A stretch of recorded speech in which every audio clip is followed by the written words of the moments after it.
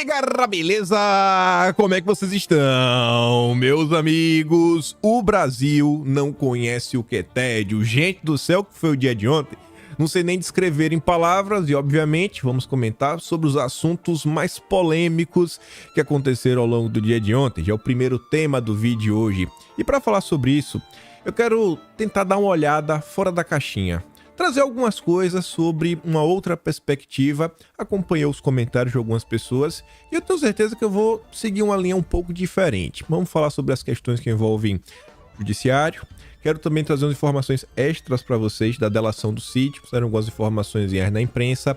Quero também falar sobre o dia 8, sobre o desgoverno, sobre CPMI, ainda nesse primeiro tópico, e mais algumas coisinhas que envolvem desdobramentos políticos, partidários e posso até falar eleitorais.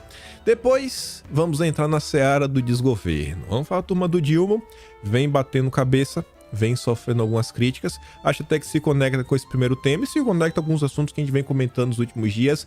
Quero falar da EBC, a TV do Dilma, e eu quero trazer para vocês uma denúncia séria.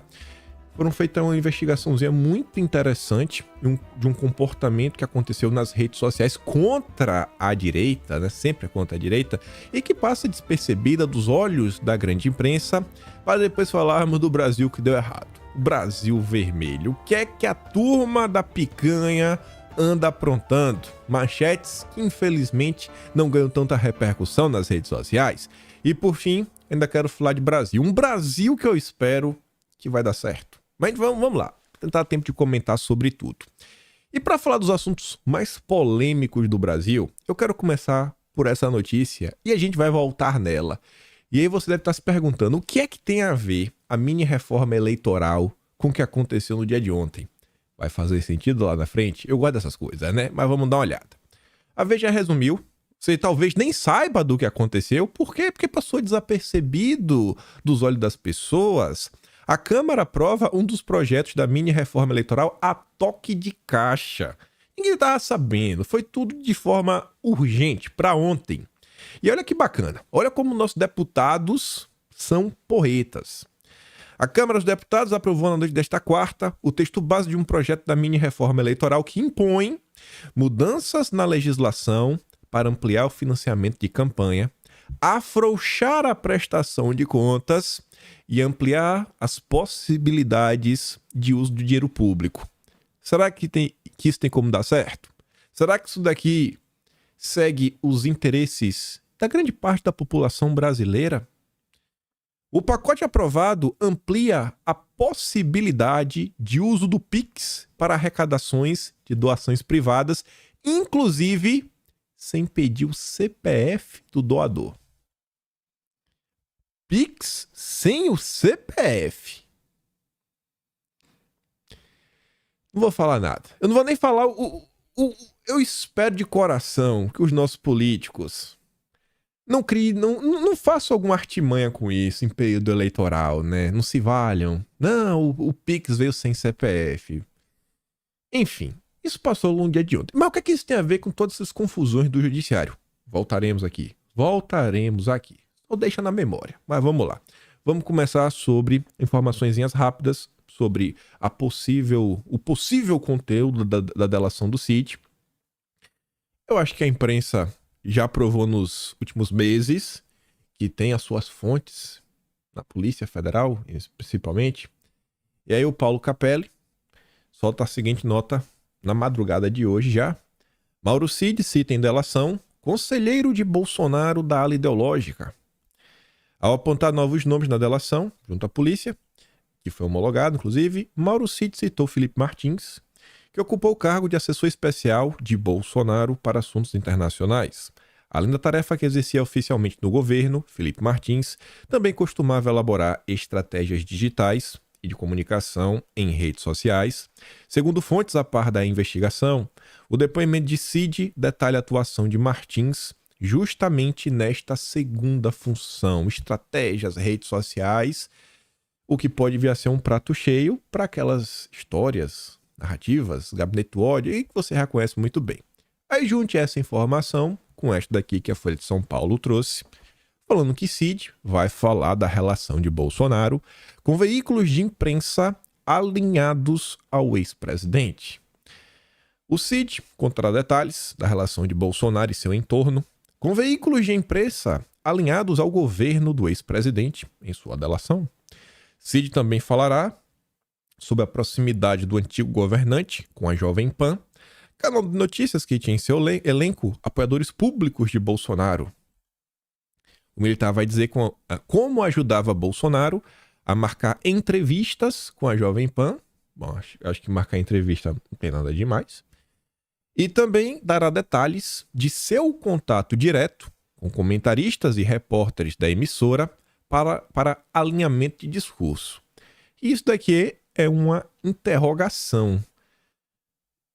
Alinhamento de discurso. O que seria isso? O que seria isso? E mais, como isso será colocado nos autos e de que forma isso vai ser endereçado? Até porque, sei lá, os jornalistas lá, tá falando aqui de Jovem Pan, em contato com o Cid, em tese, recebeu alguma informação. Mas e aí, o que é que tinha isso daí? Fala, não, fala isso daí, mas com base em quê? Enfim, vai ficar essa interrogação no ar, só quando sair essa delação pra gente realmente começar a entender sobre isso. Mas eu acho que eles devem explorar bastante essa direção. Outro ponto que Cid abordará será a relação financeira com empresários, jornalistas e donos de órgão de imprensa ligados à extrema-direita e que teriam recebido financiamento para aumentarem sua estrutura em troca de defesa e divulgação de realizações do antigo governo federal. A defesa de Cid diz ter comprovações de pagamentos que teriam sido feitos e que irá apresentá-los na delação. A ideia de Cid neste ponto é provar que ele tinha conhecimento de tudo o que ocorria ao redor de Bolsonaro, enquanto ele era presidente da República, inclusive da divulgação de fake news e financiamentos de mídia alternativa. O que o Cid vai falar nesse ponto, não faço a mínima ideia. Agora, a depender se o que a imprensa está colocando, você está ampliando aí o leque de pessoas em escala que não dá nem para mensurar. Vai ser aquela confusão. Eu acho que quando essa delação for tornada pública, haja coração, haja operação. Vixe Maria, vamos observar, né? Fico me perguntando como vai ser o desdobramento, principalmente o desdobramento político disso daqui. A ficar de olho. Não vou fazer nenhum juízo de valor nem nada, porque são aquelas informações do primeiro momento aí que o jornalismo trouxe.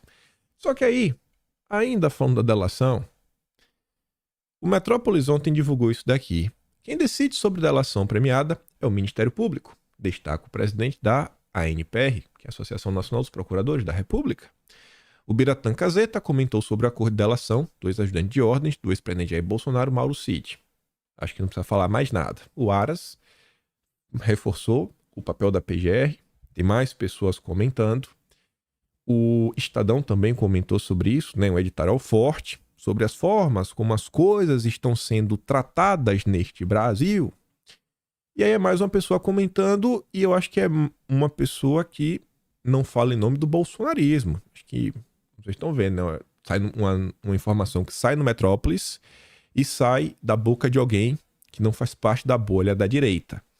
E aqui que começa a entrar algumas questões, e eu quero agora começar a abordar do julgamento que começou ontem, ainda não terminou, que é a situação seguinte: por mais que o Brasil esteja horrível, acho que é horrível não é nem a palavra certa, né? Acho que tá pior do que horrível. Eu acho que esse clima muito ruim, ele vem impactando pessoas que não estão no bolsonarismo, na direita, na bolha conservadora da internet, enfim, né? Escolhe o nome que você achar mais adequado, você coloca isso daí, só entende o que eu tô falando. E tem muita gente que tá fazendo um comentário aqui, fazendo um comentário acolá, pô, olha isso daqui, olha aquilo outro, olha isso daqui, olha daquilo outro. Eu podia chegar aqui no vídeo, trazer para vocês algumas falas que foram reverberadas ao longo do vídeo ontem. E aí, lavar a alma. Vamos lavar a alma todos juntos. Eu não gosto dessa linha do lavar a alma, já falei com vocês.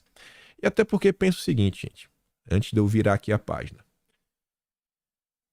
Um discurso que lava a alma é um discurso que ele foi feito e ele vai agradar no final do dia uma ala. O discurso que lava a alma do PSOL eu tenho certeza que irrita os bolsonaristas e fazem, sei lá, a turma de centro meio que torcer o bico. E eu acho que o que lave a alma dos bolsonaristas vai fazer meio que o meu centro torcer o bico e vai fazer a esquerda e a loucura, né? Vai ficar nesse meio termo, que são esses discursos um pouco mais inflamados. E essa foi a parte que mais reverberou ao longo do dia de ontem. Foram os vídeos que mais foram compartilhados, foram os assuntos que mais pautaram as redes sociais, algumas falas duras, alguns enfrentamentos, algumas demonstrações de coragem, como as pessoas colocaram. Mas eu falei para vocês que quero sair um pouquinho dessa questão. Quero olhar as coisas sobre outra ótica. Vejam só como são as coisas. Vejam só. Mas eu esqueci que tinha essa parte, né? Era para ter colocado aqui e começar a falar do julgamento. Mas dá para começar por aqui. De forma bem rápida. Teve um primeiro voto do relator, o ministro lá, 17 anos de pena. Uma pena dura, 17 anos. O segundo voto foi do Cássio, que divergiu, vejam só, Cássio Nunes Marques, indicado por Bolsonaro, 2 matérias. O Cássio vota para absolver a tentativa de golpe. Não, golpe não. O Cássio votou para absolver, no final do dia, de 3 crimes. E o Cássio acha que, se for punir, tá ali, ó. O Cássio vota para condenar por pena de 2 anos e 6 meses. E uma pena para ser cumprida em regime aberto. Para o Cássio, de forma muito resumida e simplista, o que aconteceu foi vandalismo. Foi vandalismo, não tinha ninguém, não tinha, sabe, nenhum ente público, nem nada. Quem é que estava apoiando isso? Para falar numa subversão da ordem pública, o Cássio acha que foi demais. Aí aqui eu acho que não... Aqui acho que vale frisar uma coisa que eu sempre gosto de falar, que é o seguinte. Eu acho que quando o Bolsonaro indicou o Aras, ele falou que estava procurando alguém para ser um nota 7. 7 para cima? Eu acho que o Aras foi um nota 7, 7 para cima. O Bolsonaro indicou o Cássio, muita gente reclamou. E o Bolsonaro também tentou seguir uma linha similar. O Bolsonaro indicou o André Mendonça, também similar. Nenhum agradou a todos. E Bolsonaro também indicou outras pessoas para outros cargos. E assim, a questão que envolve o judiciário é mais fácil porque ganha destaque, porque o judiciário brasileiro ele vem ganhando destaque, né, vem ganhando poder ao longo dos anos. Não é de agora, não é do governo Bolsonaro, isso vem acontecendo desde os idos da Lava Jato, o empoderamento do poder judiciário. E aí, às vezes, a gente presta mais atenção nessas nomeações. Mas eu tenho certeza que se a gente analisasse nomeações do governo Bolsonaro para infraestrutura, para educação, saúde, tudo, teriam nomes que a gente olhar e falar, não é o nome, sei lá, ideal, não é o nome que nos agrada a 100%. Com certeza ia ter alguém assim que não agrada a 100%. Impossível ter um nota 100. Um nota 100, nota 10 em tudo. Impossível. Mas eu volto a falar que, independente de as indicações de Bolsonaro não serem as melhores do planeta, não agradar todo mundo e falar, poxa, não podia ser alguém mais à direita, é notório que as nomeações do governo Bolsonaro, ministros, secretários, indicações para o poder público nas autarquias, judiciário, elas divergem dos perfis anteriores. Elas divergem. Para bem, para ruim, para melhor, para pior, cabe o julgamento de todo mundo. Mas acho que é uma coisa que deveria servir como legado para mostrar para as pessoas. Falou, cara, a turma que Bolsonaro colocou, indicou para diversas coisas, normalmente segue essa linha. Segue essa forma de pensar, essa forma de agir. E você comparar, aqui é só exemplo do judiciário. Mas volto a falar, foram diversas nomeações de pessoas que estão aí até hoje. Você pega as autarquias, outros tribunais que não tem tanto destaque. Mas tudo bem, mas vamos lá. Aí eu fui observar nas redes sociais os assuntos que reverberaram fora da bolha da direita. Fora da bolha da direita, você tem a esquerda pra valer, petista. Essa tava em festa. Tava lá. No tom do bem feito. Tava assim. Basicamente isso. Aí você tinha a direita mesmo. A direita tava naqueles vídeos mais emocionado. Lavou minha alma. E é o que eu falei pra vocês lá atrás. Aí vocês vão entender o que eu falei, lavei a alma. Tenta abrir o coração. Escuta, reflete. Faz uma reflexão. Vê se faz sentido algumas coisas. o que faz sentido pra você, você absorve. E aí eu falei, ó, gente, normalmente tem uma parte que a turma diz, meio que torce o bico. Ou releva, deixa de lado, não tá nem aí. Você vê que é a Janaína Pascoal. Eu acho que a Janaína Pascoal tá nessa turma liberal, né, mais isentões. Essa daí criou muito problema pra direita. Mas tudo bem. Ela comentou sobre o ocorrido ontem. Olha o que a Janaína dá destaque. Independentemente de concordar ou não com a linha de defesa abraçada por um advogado ao representar o seu cliente, porque a linha de defesa foi uma linha enfática. Todo mundo viu a linha de defesa. Ela falou, independe de concordar ou não. Não quero saber disso. O mínimo que um profissional precisa para bem exercer o seu mister é ter a tranquilidade de que não passará ele próprio a condição de acusado. Para um advogado exercer sua função de forma bacana, ele tem que ter esse salvaguarda. Eu não vou virar o acusado no meio do dia. Olha aonde ela está dando destaque. E ontem teve lá, né, uma notícia, inclusive foi uma fala. O ministro, o ex-desembargador falou, né, para os ministros lá sobre um caso. Ele fala, inclusive, as informações que foram solicitadas pelo CNJ, ele pretende entregar no prazo anterior do que foi solicitado. Ele falou que também vai divulgar para a imprensa o extrato bancário dele, etc. Tudo mais. Aí a Janaína continua. A garantia ampla defesa tem por pilar a paz de espírito do defensor. Por força de tal premissa, inerente ao Estado Democrático de Direito, respeitosamente, externo minha surpresa ao saber que, no dia assinalado para o julgamento do seu cliente, em sessão esperada e assistida nacionalmente, o advogado Sebastião Coelho foi presenteado com a instauração de procedimento contra si, inclusive com quebra de sigilo bancário. A situação gera a maior perplexidade pela decisão de investigar o advogado a partir de órgão voltado à análise de condutas praticadas por magistrados, sendo que o caso causídico já está aposentado. O CNJ que abriu. Só que o Sebastião Melo já está aposentado. Então, assim, não faz muito sentido. Olha qual foi o ponto que chamou a atenção da Janaína Pascoal. Eu acho que outros juristas também se questionaram sobre isso. Juristas para além da turma da direita. Aí eu continuei dando bizu. Vi lá o André Marsiglia. Não é um bolsonarista. Não é um conservador. É um professor de direito. Escreve regularmente no Poder 360. Faz algumas análises. E o que chamou a atenção do André Marsiglia também não foi o discurso que lavou a alma. O discurso que lavou a alma não chamou a atenção dele. O que chamou a atenção dele foi o foro de julgamento. Ele traz um artigo que diz respeito ao que pode ser julgado na corte mais alta deste país. E ao apresentar esse artigo, ele pergunta: alguém consegue me mostrar em que parte se encaixa o julgamento a que estamos assistindo hoje? Eu respondo: em lugar nenhum. Ele que está falando. Ele é formado em direito, eu não. Regra de competência faz parte da garantia do juiz natural e serve para evitar tribunais de exceção. Aí eu continuei dando bizu. Eu falei, eu encontrei umas postagens na esquerda que algumas pessoas estão comentando sobre o caso. A turma do PCO, né? O PCO. Como é que eles pessoal disse? Quem é peão, quem bate cartão não vota no patrão. Mais ou menos assim. Mas enfim. E além do PCO, também encontrei lá o Castanhon, que vem sendo bem crítico ao governo Lula. Olha o que chamou a atenção do Castanhon. Também não foi o discurso que lavou a alma. O que chamou a atenção dele foi a pena aplicada. A pena que chamou a atenção dele. Ele diz, não tenham palavras dele, né? Para o absurdo que é isso. Quando a pena não é proporcional ao delito, você não cria condenados, cria mártires.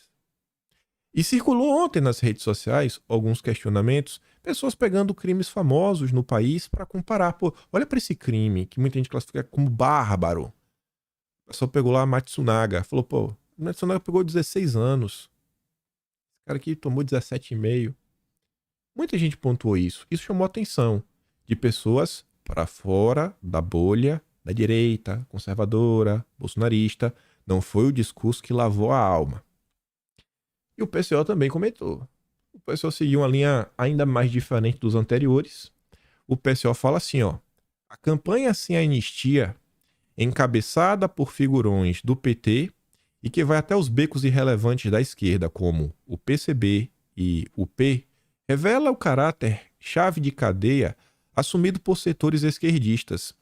Defender um julgamento e uma execução duríssima e corretíssima dos atos do dia 8, tidos pelos histéricos ou oportunistas como uma tentativa de golpe, fará única e exclusivamente com que o judiciário, de forma geral, tenha mais poder. Vocês estão dando poder para o poder judiciário. É a síntese do pensamento do PSOL. E ele fala perseguir, condenar, né, encarcerar, seja que for, de opositores políticos aos trabalhadores. A esquerda, ao chancelar as ações, segundo o PSOL, que passam do ponto, coloca munição, né, na ferramenta que pode ser utilizada lá no futuro contra a própria esquerda. Pode se voltar contra a própria esquerda. O PSOL fala sobre isso. E qual é a notícia que ele coloca? Uma notícia do Globo, que está falando sobre a pena que foi aplicada. E por que eu quis trazer essas notícias? E eu fiz aquele disclaimer inicial do discurso que lavou a alma. Muitas vezes, e isso é normal, isso é a coisa mais normal do mundo, é o exemplo que eu dei ontem no vídeo do PAC, que é uma coisa que tem uma memória afetiva ruim no coração dos brasileiros. O PAC não tem uma ideia boa, só que a Lava Jato tem uma memória afetiva muito pior, mas muito pior. E aí o que chama mais atenção, gerou e reverberou mais na sociedade? Um PAC de 1,7 trilhões ou as empreiteiras pedindo um empréstimo, né, querendo uma linha de crédito de 100 milhões de dólares. Milhões, conta trilhão. Foi 100 milhões. Foi 100 milhões. Então é normal para o ser humano ele ter emoções. É normal, um ser humano tem emoções. Então quando tem esse discurso mais inflamado, que lava a alma das pessoas, a turma gosta. Só que, gente, volto a falar. O discurso que lava a alma, ele não reverbera para fora da bolha. Eu acho que como nós estamos no momento em que a direita é oposição, e que a direita ali também vem sendo alvo de toda essa discussão, eu acho que a gente precisa colocar os assuntos de uma forma e escolher alguns pontos, não para lavar a alma, mas para falarmos para mais pessoas. Conseguindo mostrar para mais pessoas que tem alguns pontos que, nada, merecem uma reflexão, merecem um maior debate, merecem um maior entendimento. Os pontos que a Janaína Pascoal, que o André Marcília, que o Castanhão, que o PSOL levantaram, tem gente na direita que também levantou. E aí, por mais que seja normal a gente ter determinados tipos de comportamento, acreditem ou não, vocês são a elite pensante da militância da direita. Eu não tô falando vocês que seguem aqui do canal, eu tô falando qualquer brasileiro que hoje está na rede social e acompanha com certa regularidade política, já é elite. Vai ter elite, óbvio, mas já é elite. Quando você pega o Brasil como um todo, não é a maior parte da população que é politicamente engajada, que entende das coisas, que está por dentro dos meandros, das movimentações político-partidárias. Não é, gente. Não é mesmo. Temos 200 milhões de brasileiros. Você pega YouTube, que é a maior das plataformas, você pega todos os canais, direita e esquerda, em usuários únicos, não bate 20 milhões. E dos que acompanham com mais regularidade, não dá 10 milhões, mas não dá de jeito nenhum. Então, se nós que acompanhamos a política com mais regularidade, se a gente não conseguir domar o nosso sentimento interno, sabe, o nosso emocional, e tentar pensar de uma forma um pouco mais objetiva e estratégica, tentando conversar com mais pessoas, tentando colocar em destaque coisas que pessoas irão concordar conosco, pessoas para fora da nossa bolha, eu acho que a gente vai ficar rodando na roda do hamster. E a gente não vai andar para muito longe. Quando a direita critica uma coisa, eu tô falando, é porque vocês estão falando em causa própria. Mas quando alguém que não é da direita sai em defesa da direita, aí o cara fala, porra, peraí. Será que o que tá acontecendo com a direita tá passando do ponto? Porque até pessoas fora da direita estão comentando sobre o caso. Então reflete sobre isso. Reflete, bota no teu coração. Dome o seu instinto. É difícil, eu sei. Abre aquele sorrisinho, é normal. Mas querendo ou não, você foi escolhido. Você foi escolhido. Você foi escolhido. Você é o escolhido, cara. Minha tia, a senhora é escolhida. Não posso fazer nada. No Brasil tem 200 milhões, mas o escolhido foi você. São vocês que são as pessoas que estão engajadas nessa coisa. Mas vamos continuar que tem muito mais coisa. Polícia Federal tem material para 2 anos de investigação sobre Bolsonaro, venda de joias e tentativa de golpe. O que é que eu falei pra vocês? Qual foi o arremate final do vídeo ontem? Eu falei, ó, pessoal, eu acho que tá dando muito ruim pro PT. Vai dar ruim. Não tem como. A matemática não fecha. Essa é uma nota que eu não vou trazer no vídeo hoje, mas a gente deve comentar, que fala sobre o voto do CARF, que é uma das coisas principais que o PT tá se baseando para conseguir tentar garantir uma meta fiscal pro ano que vem. E a turma falou, vai dar errado. Não vai conseguir arrecadar o que o PT quer com o CARF. Não vai. E assim, a maior parte do déficit, lá os 168 bilhões que o governo tá indo atrás, 1/3 pelo menos eles estão tentando tirar do CARF. Não vai vir. E aí? Então vai dar errado. Vai dar errado. Tá dando errado aí, tá dando errado socialmente, tá dando errado em termos de segurança pública, relações exteriores, tá tudo ruindo. E eu falei, ó, essa tensão tá aumentando. E minha análise é que a velocidade de confusão que o PT vai sofrer vai depender, né, do acionamento Bolsonaro. Por quanto tempo vão conseguir unir a esquerda? Porque o dia de ontem serviu, da mesma forma que a direita se uniu em torno de uma causa ontem, todo mundo comentou sobre um tema, a esquerda também. A esquerda ontem estava em festa. Então a turma meio que esqueceu de alguns problemas do governo Dilma. A turma das redes sociais, né? O povo não tá nem por que tá acontecendo.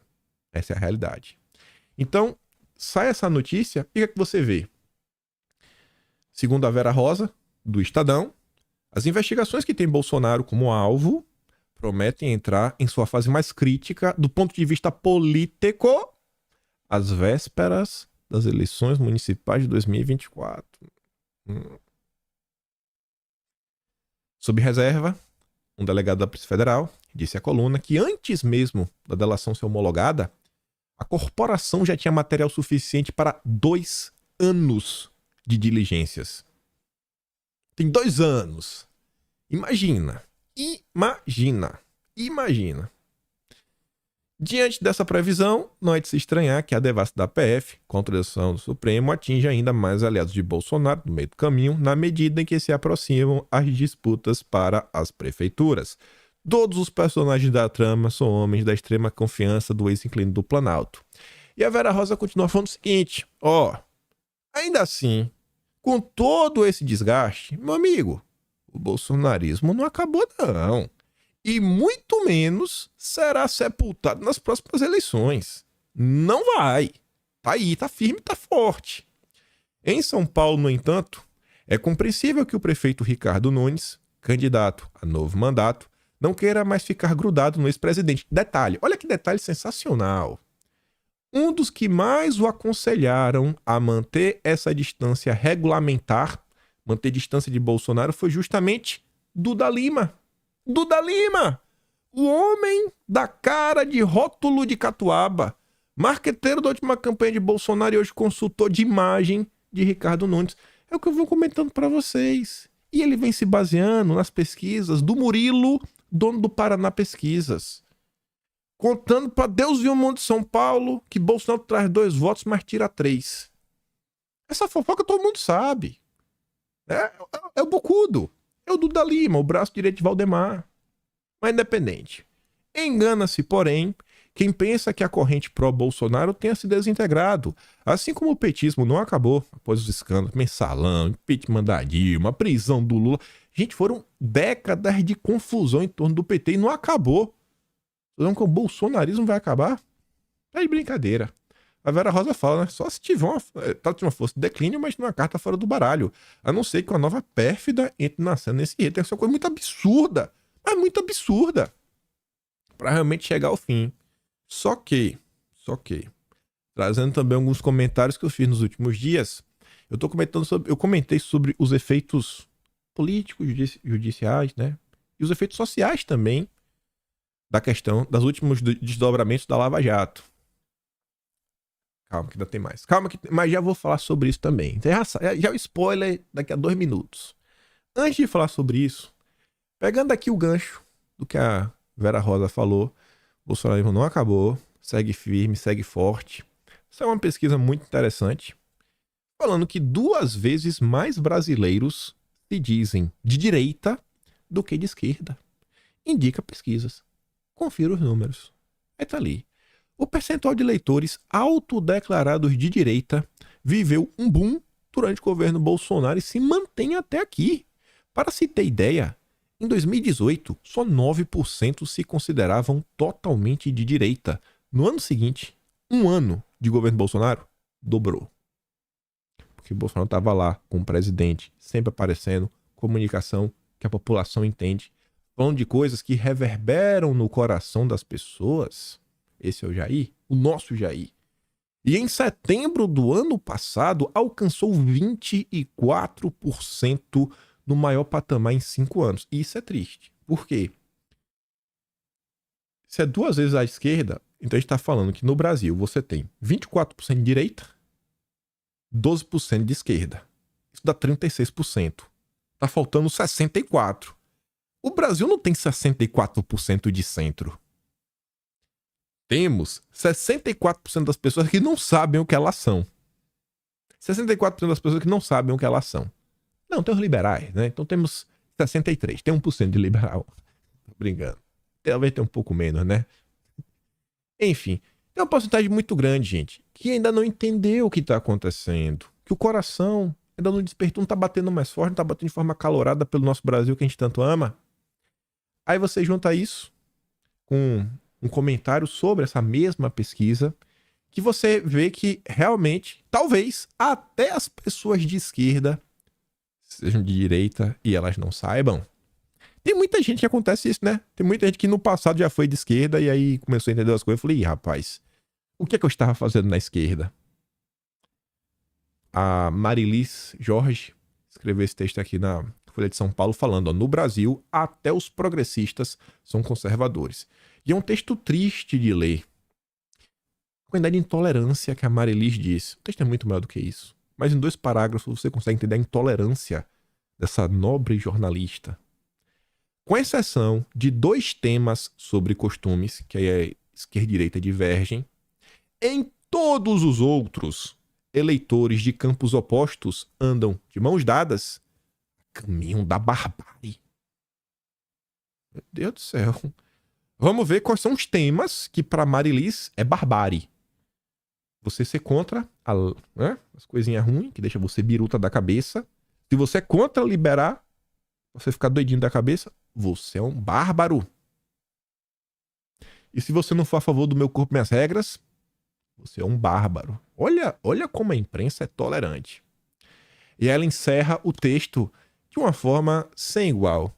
Não é à toa que as pautas de costumes sejam tão exploradas por políticos de direita e que precisam da intervenção do judiciário para avançar. Caso da minhas regras, né? Aí, da chupeta do diabo. Como conquistar direitos individuais se até os progressistas são conservadores? Tu já viu isso? Ela quase celebra, né? Que tem um atropelo das coisas. Precisa desse atropelo para poder avançar.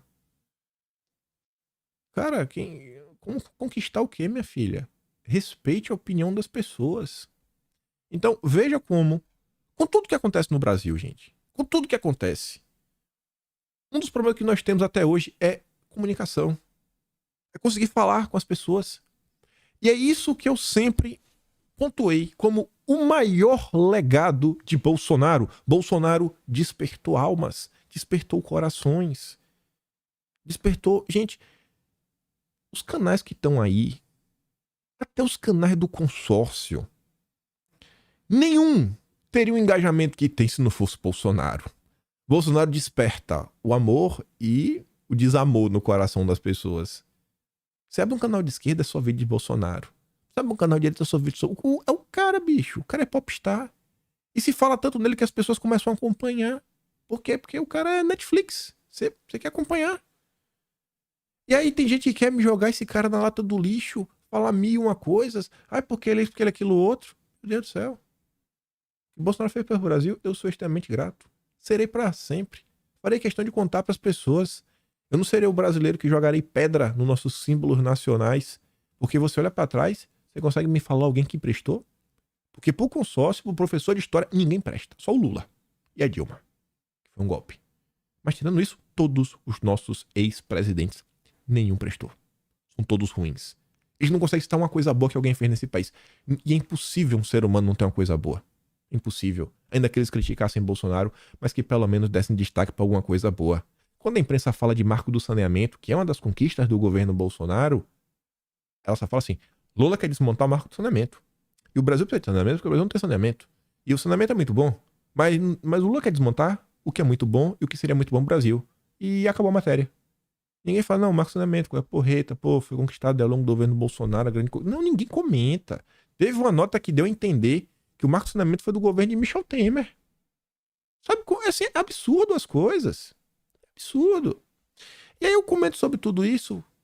É isso, a gente vai entrar na questão da Lava Jato. Eu tinha falado de alguns problemas. Falei, ó, vai cair na conta do PT, porque cada noticinha que sai, que vai lá, ó, o Atucho, ó, dançar, isso aí, Dilma, tamo bombando, esquerda, gritaria, festa, uhul. A galera que tá vendo, fala, mano, você tá tirando onda com a nossa cara. Jornalista da Globo, Malu Gaspar, você tá tirando com a minha cara. Vem o Robson Boi na vez, tá tirando com a minha cara. Eu lá tomando foto de uma gente, pô, tá tirando onda com a minha cara. E a turma fica meio puta da vida. A turma fica meio puta da vida e gera uma reação contrária. Só que, além disso, e obviamente observando o cenário político, partidário, eleitoral brasileiro, aquela turminha terceira via e algumas outras pessoas, algumas peças já estão começando a se movimentar nos bastidores. Soube eu que o senhor Sérgio Fernando Moro andou fazendo ligações recentemente. O Sérgio Moro parece que tem o mesmo mal do Duda Lima. Parece que Sérgio Moro aprendeu a fazer política com Duda Lima. Não consegue manter a boca fechada, Sérgio Moro. Começou a fazer cotações, perguntar para as pessoas se 26 elas realmente iriam apoiar o candidato de Bolsonaro. Rapaz, Sérgio Moro tá demais, viu, Moro? Tá demais. E quando a gente tiver essa questão da Lava Jato, gente, olha essa notícia. Ofício sobre cooperação internacional envolvendo o propaganda da Odebrecht marca novo embate entre governo e lava-jatistas. O PT, o Atush, o Brasil 247, o Lula, o Dino, eles reviveram a Lava Jato. Eles estão revivendo o Moro e Deltan. Se tem uma coisa que o Lula sabe fazer, é escolher o seu adversário. Qual o melhor adversário pro Lula? É o Moro. Porque já tem todo o discurso aí. Já foi exposto mil e uma coisas sobre ele. E o Lula, que não é bobo, sabe que tem uma parte importante da direita que sabe quem é o Moro. Sabe que o Moro é amigo da Ilona Zabó. É o cara da Álvares e Marçal. É o amigo do MBL. É o cara que não queria melindrar o apoio do FHC. Então o Lula falou que é o nosso adversário. E o Moro não é B. E o Lula... Se na roda peão já sabe que o Moro tá fazendo ligação pra falar de 26, tu acha que o PT não sabe? O Moro tem que parar de fazer política como o Duda Lima. Aí você vê, olha as manchetes das últimas horas. Moro quer convocar Nino para explicar sobre envio de informações falsas ao Supremo. Juiz desafeto de Moro e Deltan pede a Toffoli para ser reconduzido ao comando da Lava Jato no Paraná. Aí vem também a direita Sérgio Moro. A direita Sérgio Moro tá ali, ó. Chico Linguiça organizando todo ano estados com o cara do MBL, né? Aí já tá ali o Chico Graziano falando, ó, a direita é de verdade.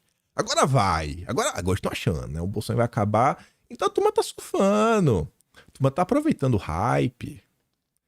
Vocês vão ver. Vai pra... depende do cenário. Se Moro se candidatar, vai bater palma. Vai ter gente que vai bater palma.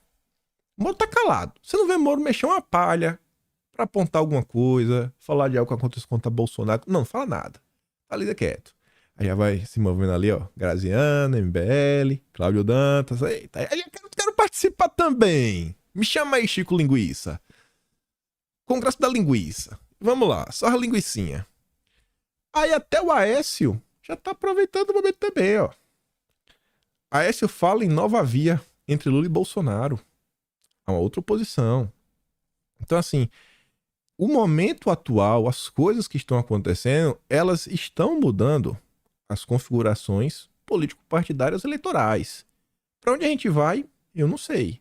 Eu não acho que o bolsonarismo vai acabar, eu acho impossível. Eu acho que as pessoas que votarem em Bolsonaro vão continuar votando no candidato dele, nele, em quem ele indicar, principalmente agora em 24, né, que vai ter eleição municipal.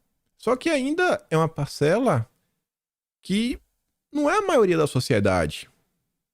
Teve muita gente que votou. O Bolsonaro teve quase 60 milhões de votos.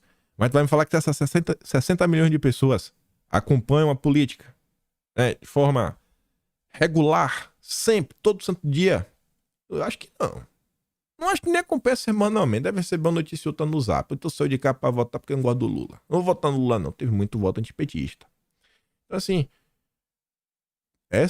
esse desdobramento da Lava Jato, a depender do que rolar no próximo tempo, nas próximas semanas, pode também classificar ou não essa turminha da terceira via. E aí tá todo mundo rodando. Aí, nesse meio tempo, vejo nossos liberais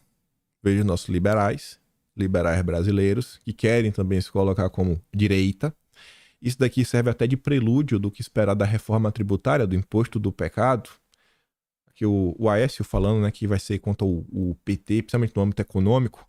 E aí lá, o S é de Minas, quem é de Minas também é o Romeu Zema, liberal, gente, liberal é liberal, né? Atenção, mineiros, o Partido Novo, através do governo Romeu Zema, apresentou o projeto de lei que prevê aumento de 2% do ICMS para supérfluos.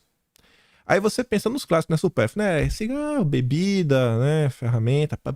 Não. Sabe o que é o supérfluo dos liberais?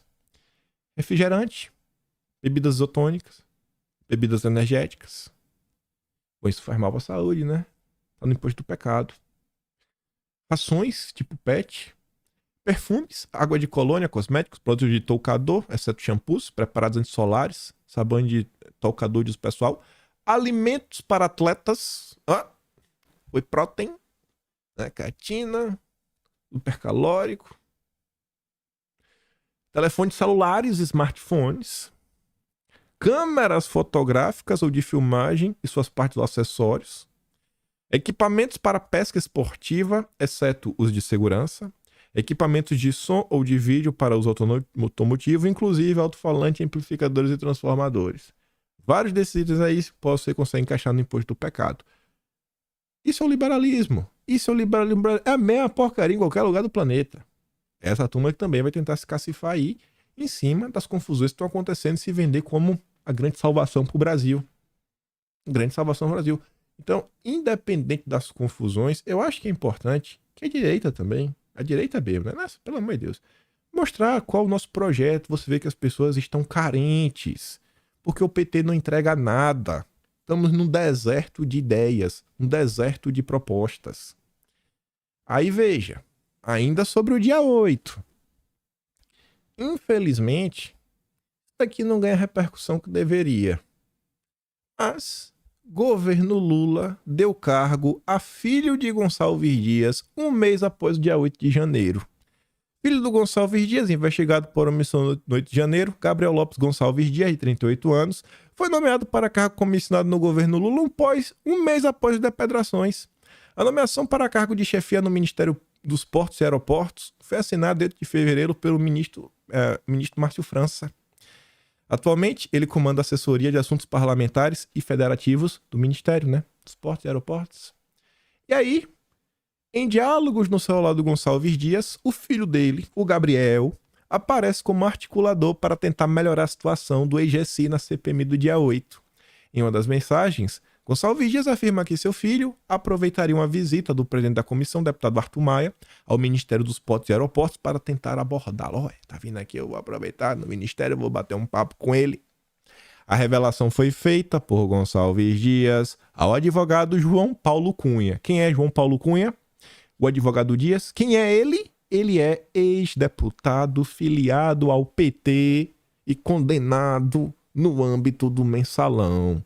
O petista é um dos encarregados da defesa do ex-GSI de Lula. Além disso, envolvendo o dia 8, a NTT, Ministério da Justiça, teve acesso a informações antes do dia 8. Olha só, rapaz. Que informação. Bom, a NTT disse que o Ministério da Justiça teve acesso dias antes dos antidemocráticos a informações sobre o aumento do fluxo de ônibus. Mas ônibus, com destino a Brasília. Algumas coisas poderiam acontecer, né? Ao longo do percurso, ao longo do tempo, ao longo das coisas. Talvez se o Gonçalves Dias tivesse executado o plano escudo, comando figurino, outras forças também, né, de segurança, outras forças estatais também tivessem feito outra coisa, também tivesse um resultado diferente, mas isso não aconteceu. Não aconteceu, né? Tenho certeza que vocês têm uma opinião sobre isso. Mas vamos continuar. E aí eu volto para a primeira notícia do vídeo hoje. Para falar mais uma vez que olha o que está acontecendo no Brasil. Eu de coração, eu tento não passar tristeza. Eu fiquei bem triste mesmo no dia de ontem, sabe? Tem uma coisa ou outra que você fica assim meio alegre. Mas me deu uma tristeza, gente. Porque eu olho assim e falo, cara, fica esse debate, fica nessas discussões. Eu não tô falando da direita, não. Eu tô falando do evento. O evento em si. Tem lá. Acontece o que acontece. Eu não acho que a democracia sai mais forte. Eu não acho que a democracia sai mais forte. Eu não acho que serve um aviso, post-prova. Porque assim, eu acho que foi uma coisa totalmente fora da curva. Mas totalmente fora da curva que aconteceu no dia 8. Assim, de forma absurda. E no final do dia, eu sinto assim que você inflama a sociedade, você inflama a esquerda, você inflama a direita. Todo mundo fica debatendo sobre isso. E aí a turma que não está interessada no Brasil, a turma dos liberais, os lavajatistas, a turma do Chico Linguiça, a turma do Aécio, vamos aproveitar, vamos tentar surfar essa onda. E fica aí. Aí nesse meio tempo, uma turma que eu não acho que tá ouvindo a voz do povo. Vou falar que não tô interessado no Brasil, mas não tá ouvindo a voz do povo. Você vê que na clara da noite, enquanto tá todo mundo discutindo o julgamento do cara lá, 51 anos de idade, era funcionário da Sabesp, pegou um ônibus, foi pra Brasília, falou mãe coisa lá. Aí tá todo mundo discutindo isso.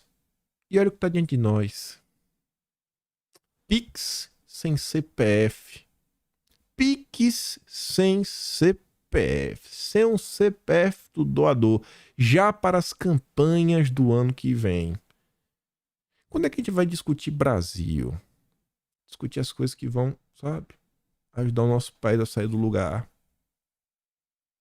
Por isso que eu trouxe uma notícia no início. Coloque de novo. A gente voltar para ela e se questionar, né? Cara, quais são as prioridades? Tanto as prioridades na hora de... Não é para deixar de comentar sobre os assuntos, mas vai dar prioridade para quê? Vai falar isso como? Como esse assunto será endereçado para esse assunto conseguir sair para além da bolha da direita? Que foi o que eu falei lá atrás. Veja o que foi que preocupou a Janaína Pascoal.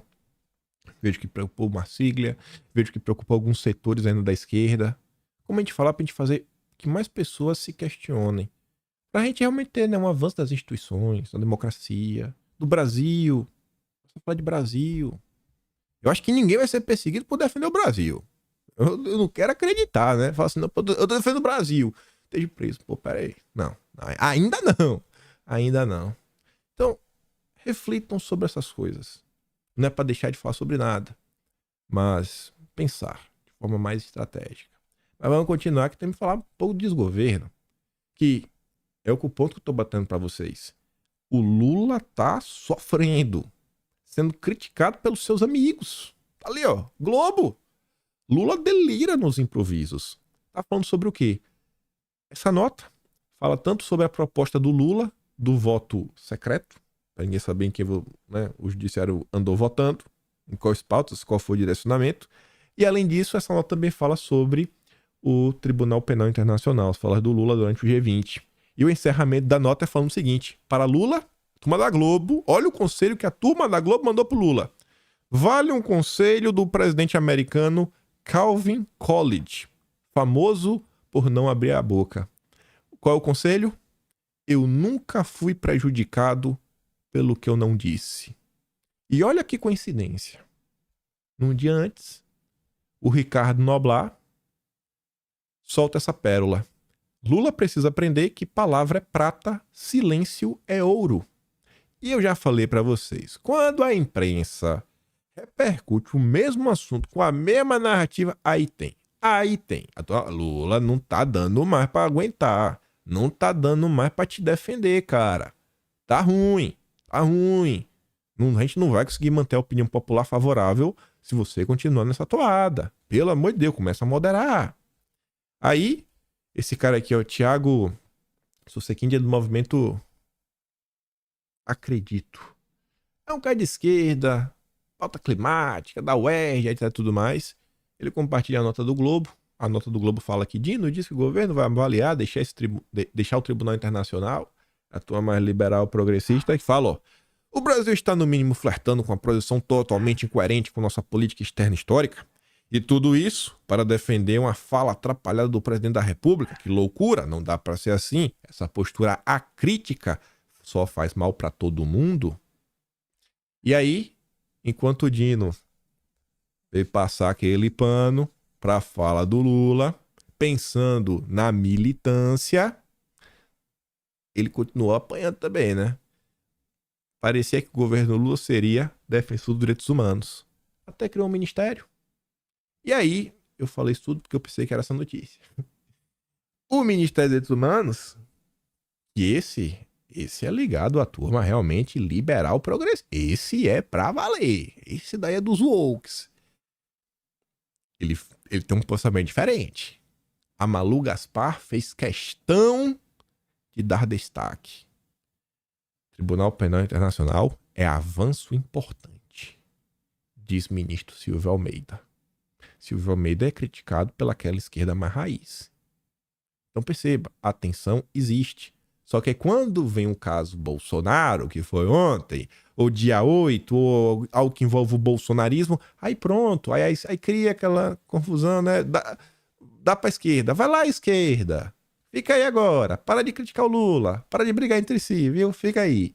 Grita lá contra Bolsonaro, viu? Vai lá gritar contra os bolsonaristas. Por isso que eu tô falando pra vocês. Pra mim, a derrocada do Dilma, porque o que sustenta ele mesmo é o militante petista, será que vai achar do Zap, vai, assim, enquanto essa turma aguentar, ele vai indo aos trancos e barrancos. O problema é quando essa turma acordar porque o Lula tá fazendo. Aí, como a gente já comentou nos últimos dias, né, sobre a campanha para a próxima indicação do Supremo, que também vem dividindo opiniões na esquerda. Campanha por ministra ganha anúncio em Nova York. Já tinha anúncio na Índia. O que é Nova York? É muito mais fácil, né? Tá ali. Exibida na Times Square, lá em Nova York. Vários veículos noticiando também, né? É notícia no Brasil inteiro. Aí, sobre isso, olha como tá o nível na esquerda. O Rui Costa Pimenta fez um textão com alguns argumentos, falando nas ONGs internacionais, Open Society, Fundação Forte, CIA, que tá rolando, não sei o que, propaganda. Aí o Orlando Calheiros, que é um anarcofino, é um perfil da extrema esquerda no Twitter, fala, ó, essa lógica abjeta, para dizer o mínimo, está espalhando igual a fogo e mato seco pelos setores da esquerda, alimentando a paranoia e a beligerância, para não dizer outras coisas. O texto quase chega a pedir a criminalização de um instituto, né, que tá fazendo essa promoção. Nossa! Ah, como nós está coçando. Tem um cabelinho que tá... Eu não sei o que é. Que eu acho que eu começo a falar, aí o bigode começa a subir assim, um cabelo e fica dando uma pontada aqui nesse lado do nariz. Jesus Cristo. Mas enfim, tô falando pra vocês. Isso tá dando treta, isso tá reverberando, isso vem gerando pequenos rachas internos. E a coisa chegou no ponto que o Leandro Demore já meteu o dedo na cara e falou: racismo. Ponto. Não vou gastar saliva para dar volta no que está óbvio. Pronto. E isso é crime imprescritível no Brasil, né? Olha o ponto que tá chegando. A esquerda tá apontando pro coleguinha de esquerda e falando: você é criminoso. Vai ser preso. Tá dando confusão? Tá. Aí olha que interessante. São os rachas. Esquerda raiz petista, comunista. Foro de São Paulo.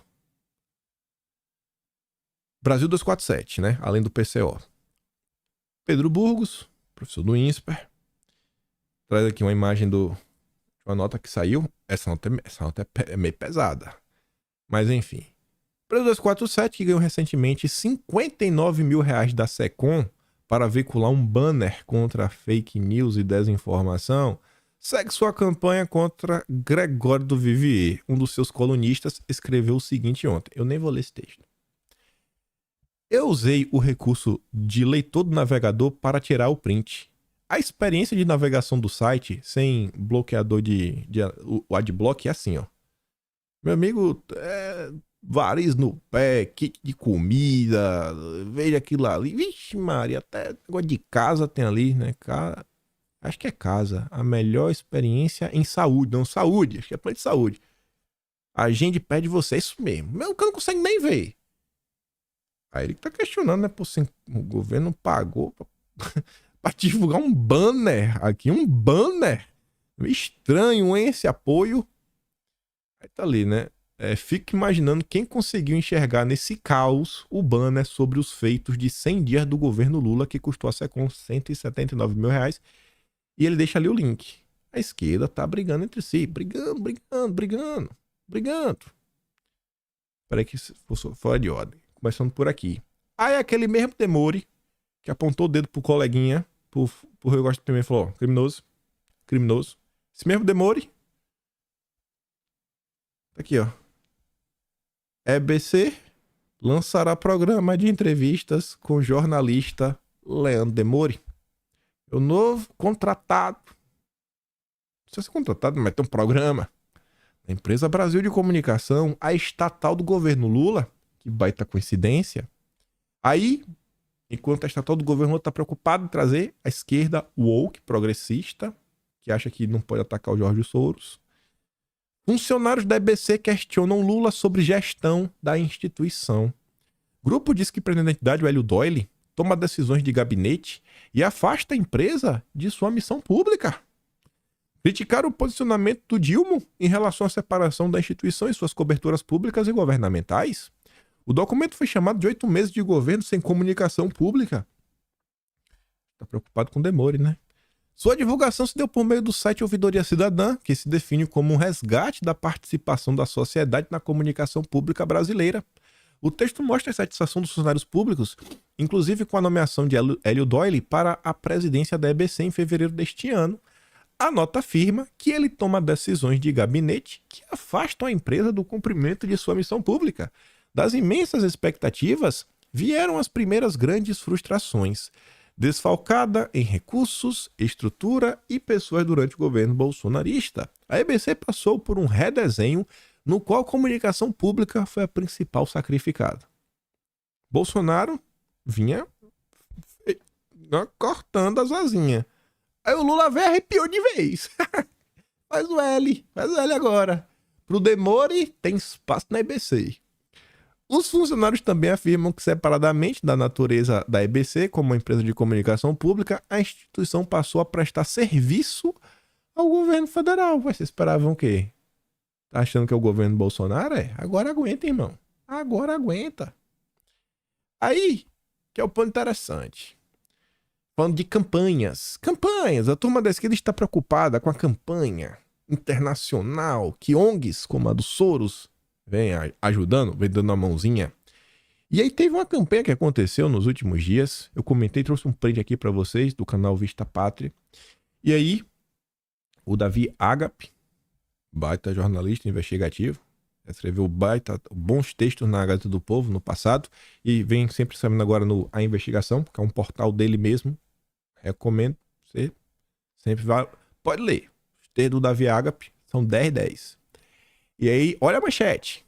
PT utiliza robôs, MAVs e o novo Ministério da Verdade para atacar opositores. E ele tá falando do quê? Ainda de algumas coisas envolvendo ali a AGU contra Alexandre Garcia. Ele também cita aqui ao longo do texto a Stephanie Papaiano, que também foi um dos alvos das críticas dos petistas. Olha, embora advogado e comentarista política, Stephanie Papaiano tenha divulgado os esclarecimentos sobre os casos das doações, ela foi alvo de uma campanha massiva de militantes petistas, conhecido como MAVs. O ataque começou após uma publicação do jornalista Leandro Demore, O mesmo demônio da EBC. Ex-Intercept e recentemente contratado pela EBC, que incentivou seus seguidores a denunciar a conta de Papaiano. Na sequência, houve uma série de ataques coordenados por robôs à advogada. O canal Visão Pátria notou que perfis envolvidos nos ataques a Papaiano exibiram comportamento automatizado, incluindo mensagens idênticas e nomes e fotos de perfis similares. Dezenas desses bots publicaram mensagens na prisão de várias figuras públicas, além de Papaiano e Garcia, exigiam que o deputado federal Gustavo Gaia e Jair Bolsonaro fossem presos e a chave fosse jogada fora. E olha que interessante esse extra. Olha que interessante. A gente trouxe esses prints. Comentei algumas coisas. O perfil, inclusive, tem a mesma foto, ó. A, B, B. Aqui também, ó. Letra D. São perfis com nome diferente, com fotos iguais. Baita coincidência. Para executar o ataque, esses perfis enviaram tweets de teste simultaneamente, como teste 1 erro e teste 1 erro 2. Em publicações anteriores, os perfis engajaram em campanhas de massa pedindo a prisão de Bolsonaro, do Moro, do ex-procurador Deltan, também em campanhas de defesa do Dilma, na divulgação do presidente. Todos os perfis foram criados em junho deste ano e estão fora do ar no momento da publicação desta reportagem. Mas o print é eterno. Aqui tá... Deixa eu ver. Aqui tá melhor o print, ó. Você consegue ver, ó. Teste 1, erro 2. Teste 1, erro 1. Teste 1, erro 2. Teste 1, erro 1. Teste 1, erro 2. Teste 1, erro 01. Teste 2, criando tweet. Teste erro. Tá aqui, ó. Criando tweet. Estranho, hein? Muito estranho, hein? Perfis, eu falei pra vocês. Se quer mudar um arroba, todo ó, criado, ó, junho, setembro, junho, julho, todos os perfis recentes. Perfis, ó, 100 seguidores, ó, 0 seguidores, 1 seguidor, 0 seguidor, 1 seguidor, 1 seguidor. Será que isso daqui será investigado? Onde estão os deputados da direita? Onde está alguém que possa fazer algo com esse material? Quem levantou essas informações foi o canal Vista Pátria. Eu acho que esse aqui é um ponto que faz a sociedade como um todo, para setores além da direita, olhar e falar, ô, peraí, que história é essa? Que história é essa? Nada o antipetismo, né? Nada o antipetismo vai ficar meio incomodado. E também tem lá o perfil no Twitter, que tinha lá mais algumas informações extras, só colocando aí, quem quiser saber é _investigação_. Continuando, e para encerrar o vídeo, que não vai dar para falar de outras confusões, o governo Biden foi condenado no último dia 8 pelo Tribunal de Apelações do 5º Circuito. Foram apurados contratos excessivos da Casa Branca, contatos excessivos com as plataformas, configurando coação para retirada de conteúdos. A equipe do Biden se defendeu dizendo ter atuado em favor da sociedade, pois os conteúdos eram falsos.